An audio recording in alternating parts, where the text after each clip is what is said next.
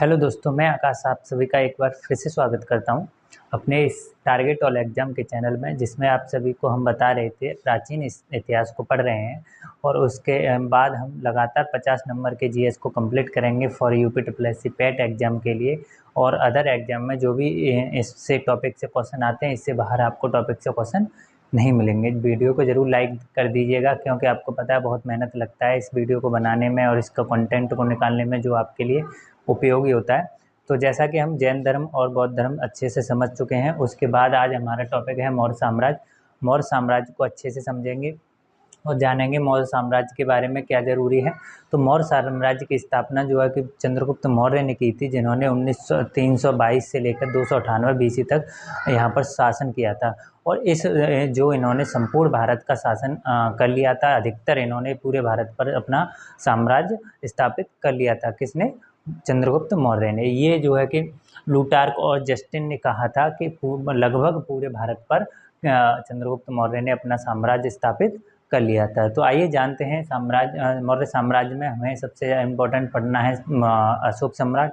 तो अशोक सम्राट के बारे में सारी चीज़ें हम यहाँ पर लेके आए हैं। तो किस तरीके से उनका विकसित हुआ, किस तरीके से उनका साम्राज्य की स्थापना रही और उनका क्रियाकलाप कैसे रहा। तो हमने जैसे बताया मौर्य साम्राज्य आज हमारा टॉपिक है। आप जितना पढ़िए उतना मैं बता रहा हूँ, उससे ज़्यादा आपको समझने की या फिर एक्स्ट्रा एफर्ट डालने की ज़रूरत नहीं पड़ेगी। आप को एग्जाम में यहीं से क्वेश्चन मिल जाएगा, ठीक है। तो आइए चलते हैं। मौर्य साम्राज्य की स्थापना जैसा कि मैंने आपको बताया चंद्रगुप्त मौर्य ने की थी, और चंद्रगुप्त मौर्य ने इनकी स्थापना करी 1922 से लेकर 298 ईसा पूर्व तक ये रहे थे, इसके शासक रहे थे, ठीक है।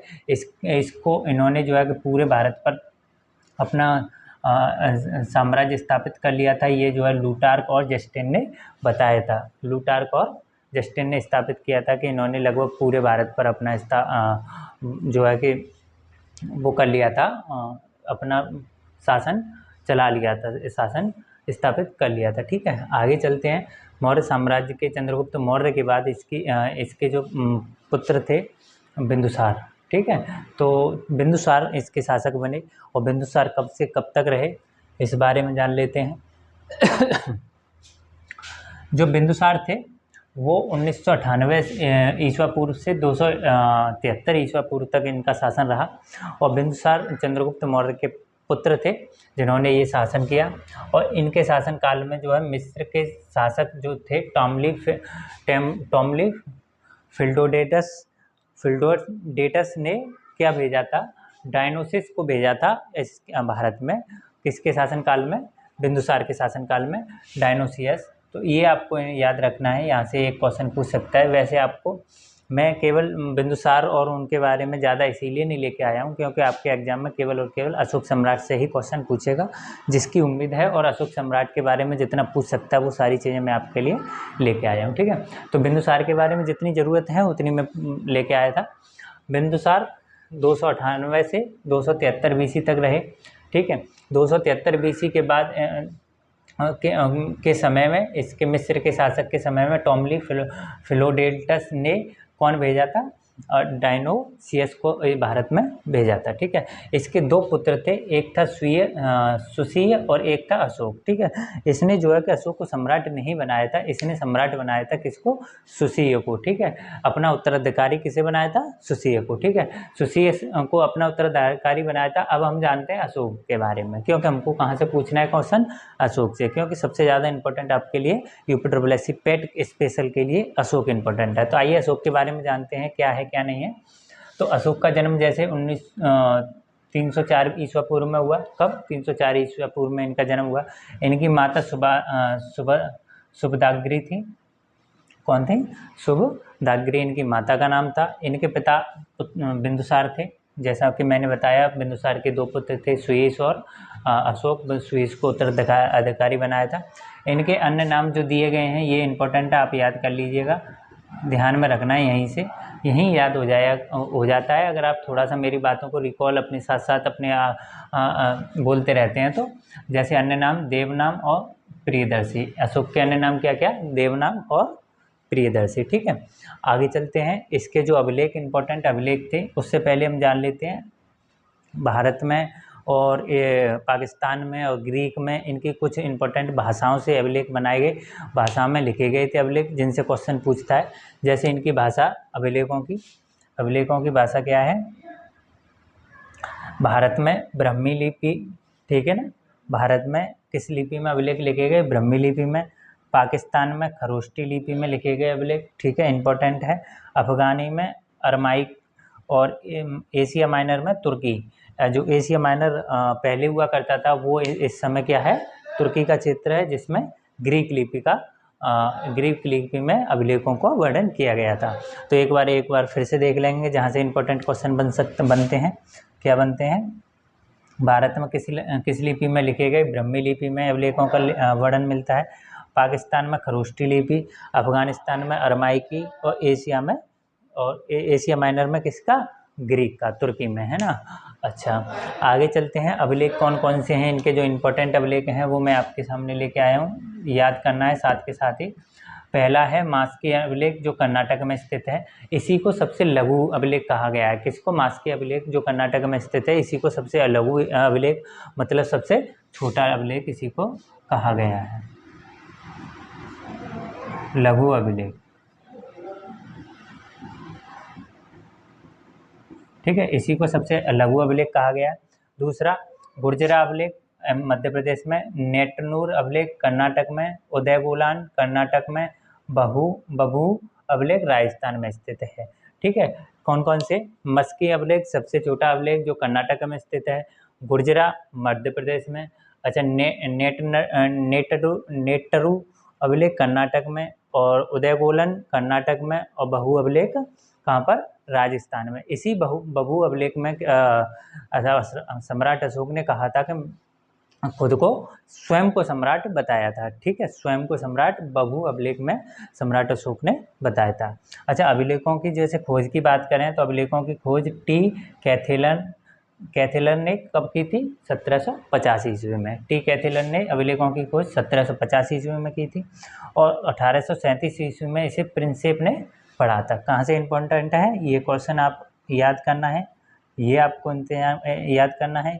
खोज कहाँ पर है? टी कैथेलन ने की 1750 ईस्वी में, ठीक है, और 1837 ईस्वी में प्रिंसेप द्वारा इसको पहली बार पढ़ा गया। किनको? अभिलेखों को, ठीक है। अब अभिलेखों में चलते हैं कि सबसे पहले कलिंग युद्ध, जो कि कलिंग युद्ध बहुत ही इम्पोर्टेंट था। इसके जीवन काल में यहीं से इसने अपना धर्म परिवर्तन कर लिया था, और जिसे इसे धर्म परिवर्तन करने की प्रेरणा इसके भतीजे किससे मिली थी? निग्रोध से मिली थी, ठीक है। तो कलिंग युद्ध के बाद बहुत ही ऐसा हुआ था कि 1 लाख की सेना के साथ इसने कलिंग युद्ध 1 लाख लोगों को इसने कलिंग युद्ध में मारा था, जिससे इसका हृदय परिवर्तन हुआ, और इसको ये एहसास हुआ कि ये बहुत ही मतलब उस तरीके निंदनीय है कि इतने लोग हमारे युद्ध में मारे गए, या वो हुआ, इसी वजह यहाँ से ही इसका हृदय परिवर्तित हो गया था। तो आइए जानते हैं कलिंग युद्ध में क्या हुआ था। कलिंग युद्ध जो है कि 261 ईस्वी पूर्व में हुआ था।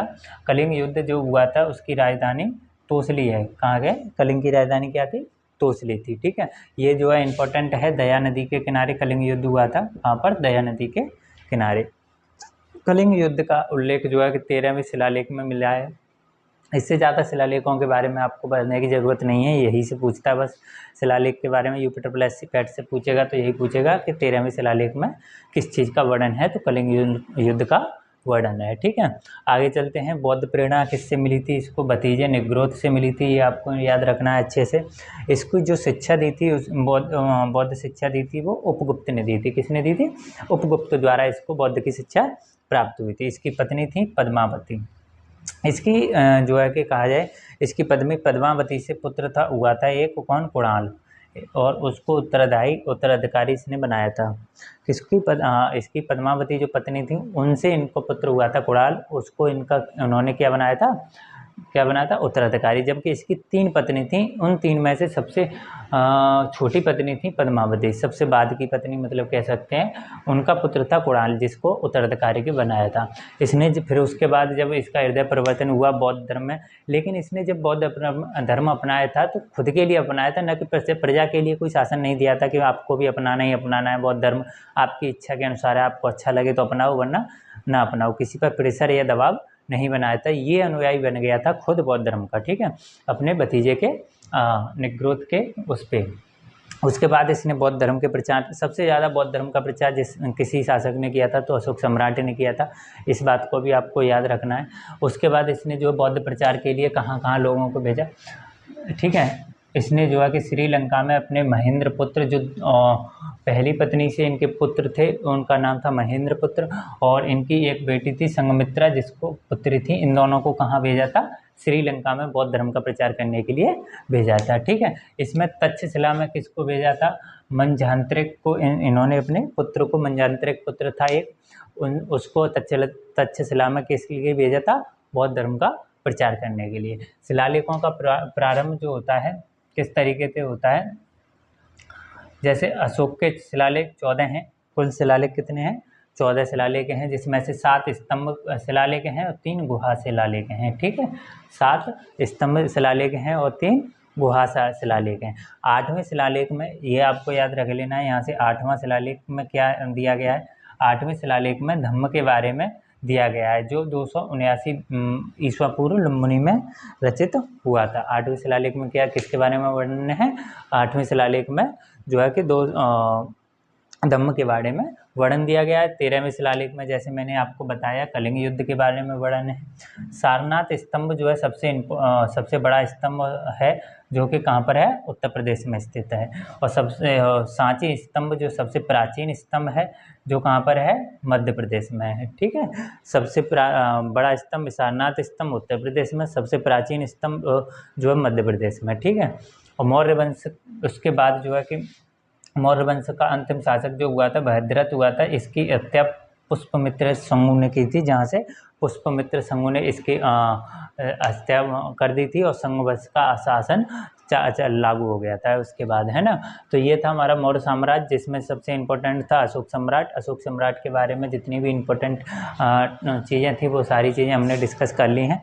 आगे के वीडियो के लिए बने रहिए, चैनल को सब्सक्राइब जरूर कर दीजिएगा, क्योंकि बहुत ही इम्पोर्टेंट, बहुत ही कंटेंट को निकाल कर लाते हैं। लाइक ज़रूर करिएगा, ठीक है। नमस्ते।